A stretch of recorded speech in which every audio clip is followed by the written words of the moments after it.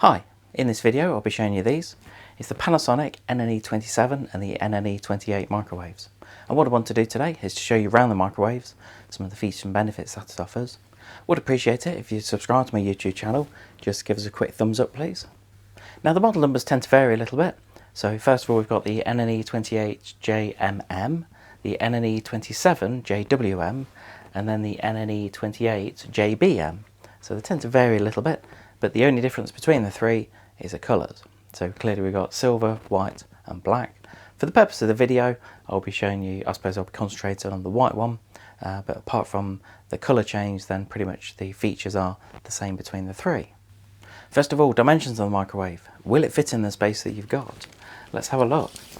So first of all, the width on the microwave is going to be around 45 centimetres or around 17 3/4 inches wide. The depth of it, so front to back, there is a little bulge at the back, so it's including that. You're looking at around 33.5 centimetres or just over 13 inches deep. And then the height of it, you're looking at 26 centimetres or around 10 1/4 inches high. So just have a quick measure. There's nothing worse than ordering a microwave, not necessarily one of these, but ordering any microwave or any appliance, and then it doesn't fit in. So while I'm talking dimensions, I'll measure the inside for you.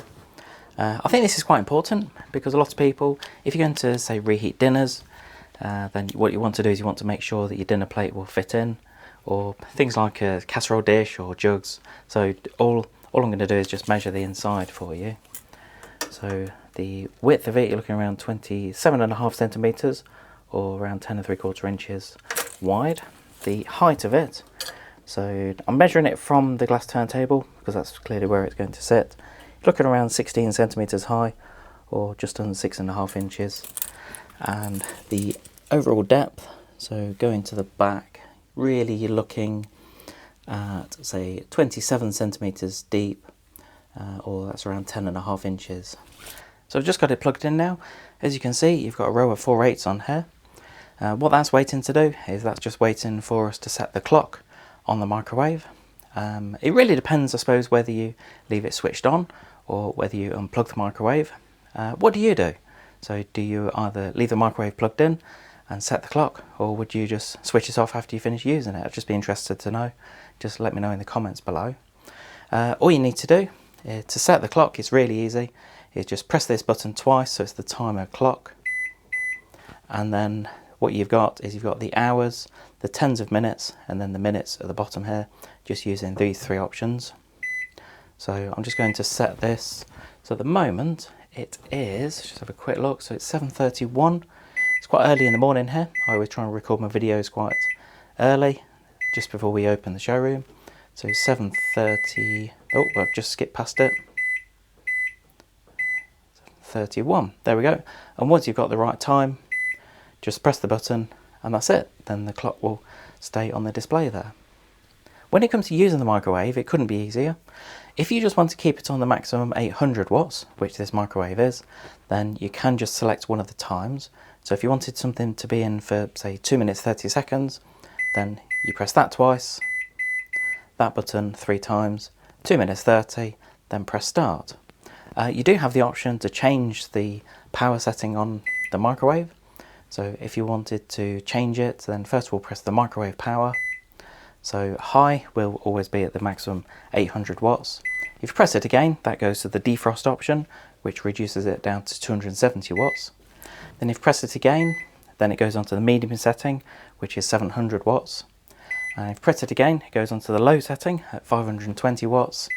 And then it goes on to the warm setting of 200 watts. So personally I think it's a little bit annoying it doesn't just go down. So it should, personally I think it should start at high, medium, low, warm, defrost, but that's how Panasonic have decided to do it. You've got the option of the quick 30. These basically go up in 30-second increments. And you can go up to a maximum of 5 minutes. That's it, so you can't keep pressing it, it's not going to go any further than 5 minutes. And that's just going to be on the maximum of 800 watts. Once you've selected that, then you just press start. You've got a timer option on here. So if you've not got a separate timer and you just want to set a timer within the microwave, not necessarily for it to turn on, this is just basically like a kitchen timer, then all you do is you press the timer and clock button. I know I said earlier if you press it twice, then that enables you to change the clock on the microwave, but if you only press it once, then that enables the timer. So you press that, and if you want it on for, let's say, 35 minutes, so 30, 35, and then press start, and what that will do, that's, as I say, it's just a kitchen timer, and that's counting down now. One thing to point out is I really like the green LED display on here. It's really nice and easy to read. Next thing to show you are the auto defrost programs. You've got three options on here. First of all, you've got the bread, meat items and meat joints.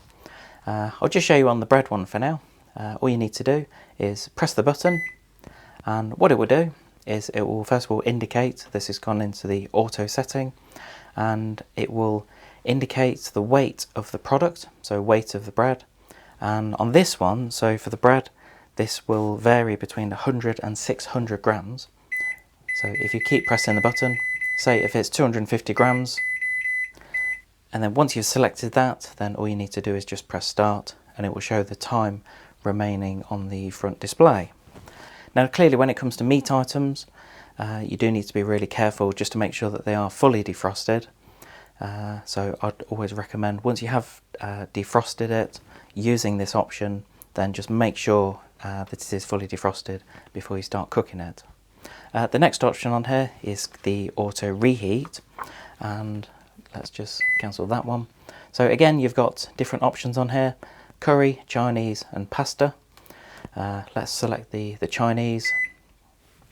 Similar principle, so this is designed to go between 200 and 500 grams.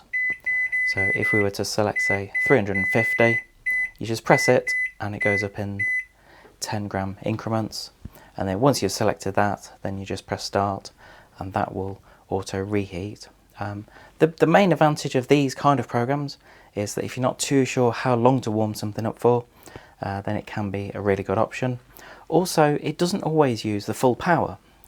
Way too many people put things in on the full 800 watts, and then they're quite surprised when things like your porridge is a little bit crusty on top, or it doesn't taste that great, because there are not many items that you need to put in the microwave on full power, and that can be the advantage of using some of these auto programs, that it will get the best out of the food itself.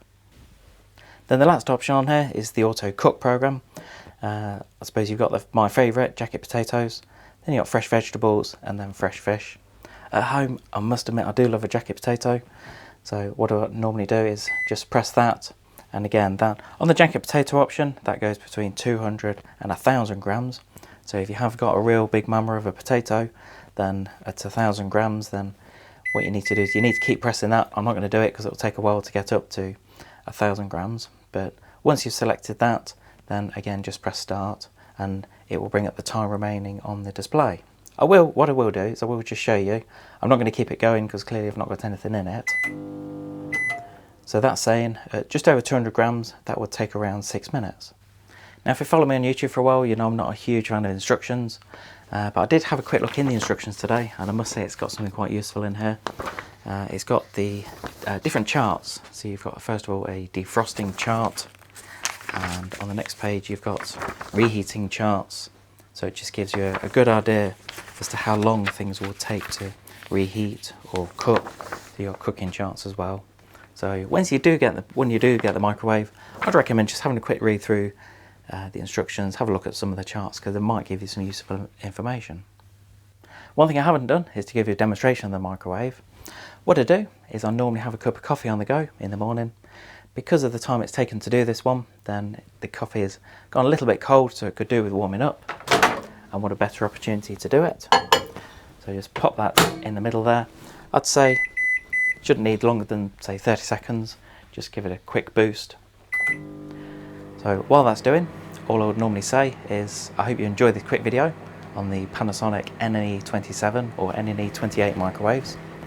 I would always ask for comments on the video, whether you enjoyed it, whether you didn't enjoy it. If there's anything I've missed, then just pop it in the comments below. If you have got one of these, then let me know what you think, because I'd always appreciate the feedback. I would also appreciate it if you subscribe to my YouTube channel. Just give it a quick thumbs up and also like the video if possible. Anyway, perfect timing. That's the noise it makes when it's finished the cooking. So all I'm going to do is I'm going to finish off there, say thank you very much for joining me. I'm going to go and enjoy my coffee.